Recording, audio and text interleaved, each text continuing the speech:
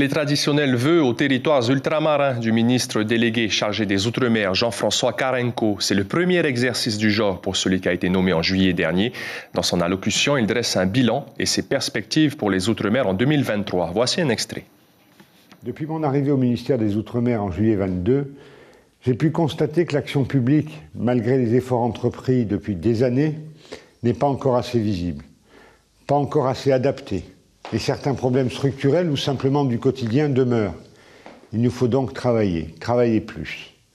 En effet, le monde a changé et le Covid, la guerre en Ukraine, les désordres climatiques ont aggravé les déséquilibres. 6 mois, c'est court, mais en 6 mois, nous nous sommes attelés aux maux les plus urgents. La lutte contre la vie chère. Mais au-delà des problèmes urgents, nous avons lancé, ces 6 derniers mois, beaucoup de chantiers. Et ces chantiers, nous les menons avec tous vos élus que je salue amicalement. Ils travaillent pour leur territoire. Ces chantiers, ils s'articulent autour d'un objectif principal, la création de valeur dans chacun des territoires. De la valeur économique, de la valeur environnementale, de la valeur sociale, de la valeur culturelle. Pour lutter contre la pauvreté, pour créer des emplois, pour attirer des talents. Le gouvernement est là pour que chaque île, chaque territoire construise son propre avenir. Alors je vous souhaite à tous une très belle année 2023.